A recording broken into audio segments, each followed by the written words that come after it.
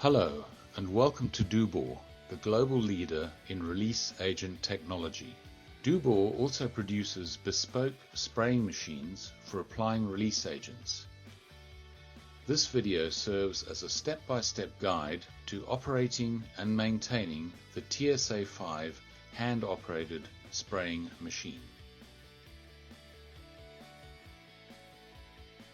It features a tank with a removable sealed lid, a handheld spray gun, two adjustable pressure regulators complete with pressure gauges, a pressure relief valve in the lid fitted with a pull ring, a safety valve and a connection point for compressed air.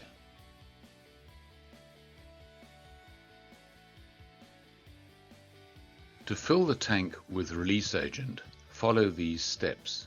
First, disconnect the air supply by removing the quick release air fitting. Next, lift the pull ring on the cap to release any remaining air pressure in the unit. Hold the ring up until you no longer hear air escaping through the valve. Then lift the clamping lock handle to release the lid, allowing it to drop slightly below the rim. Make sure the seal comes out with the lid and does not fall into the tank. Rotate the lid 90 degrees, tilt it, and pull it through the opening using the lock handle. You are now ready to fill the unit with release agent. Fill it to approximately the designated level shown here.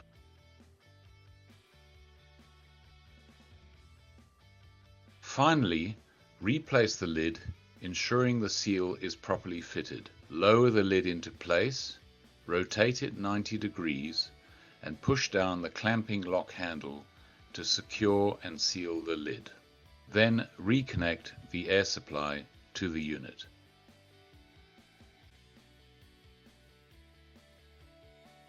You are now ready to set up for spraying. First, adjust the grease air pressure regulator. Pull the regulator knob out to unlock it and turn it clockwise to increase the pressure in the tank. The pressure should be set to between 0.3 bar and 1.0 bar. Once adjusted, push the regulator knob in to lock it. Take the handgun and rotate the knurled knob on the head as shown to regulate the amount of oil coming from the gun. Turn the knurled knob clockwise to reduce the amount of oil and anti-clockwise to increase the amount of oil. Next, adjust the atomizing air. Do this by adjusting the atomizing air regulator on the unit. Pull the regulator knob out to unlock it and turn it clockwise to increase the atomizing air pressure. The pressure should be set to between 0.15 bar and 0.6 bar until a good spray pattern is achieved. Push the regulator knob in to lock it.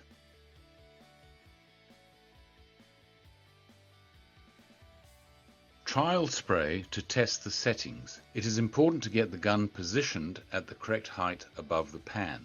Not too close where the spray pattern is too tight. Not too far away when no spray is detected. Practice until the correct distance is ascertained. Make any adjustments to the air pressures as required. You are now ready to go into production. To refill the tank, repeat step 3 above, entitled Filling the Tank.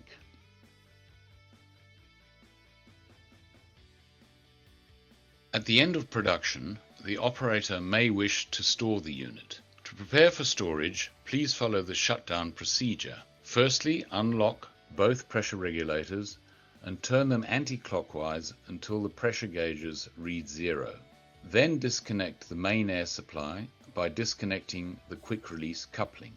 Next, release any residual air pressure in the tank by lifting the pull ring vertically until no further air sound is heard. Then open the lid, wipe the unit down with a cloth and store the unit.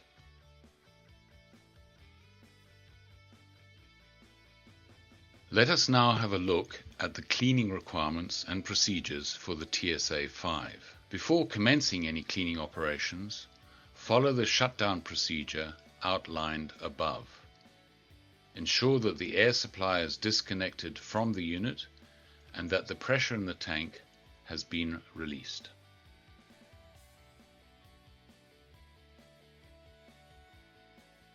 First, the spray gun. This should be cleaned every 50 hours of operation. Unscrew the airhead nut by turning it anti-clockwise. Remove it from the spray gun. Then remove the airhead. Finally, unscrew the material nozzle by turning it anti-clockwise using a 12mm spanner. Clean these components using a mild detergent and running under flowing hot water. Rinse thoroughly, wipe dry, and reassemble in reverse order.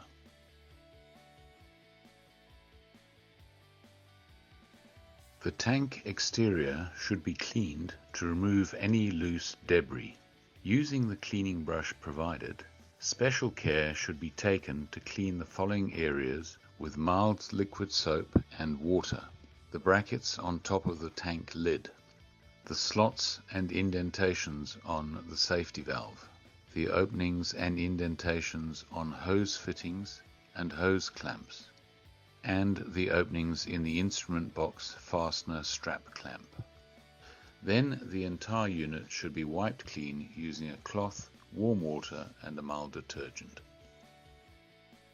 Every 250 hours of operation, the interior of the tank and the pipes should be cleaned. Clean the components as before, and then put some warm soapy water, mild detergent, into the tank. Brush the inside of the tank with the soapy water. Then close the system and recommission it as shown before. Connect the air supply, adjust the grease pressure regulator, and spray the contents into a bucket or basin until the tank is empty. This will clean the pipes and the tank. Then shut the system down, reducing the pressure regulator to 0, disconnect the main air supply, and release the pressure in the tank using the pull ring. Then open the tank lid and empty any residual soapy water out.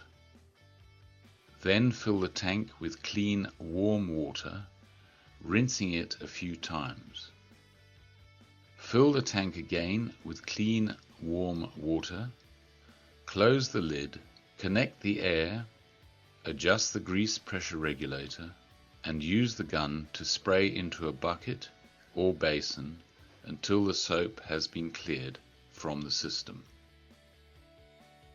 Finally, shut the tank down again following the procedures above and empty any remaining water out of the tank.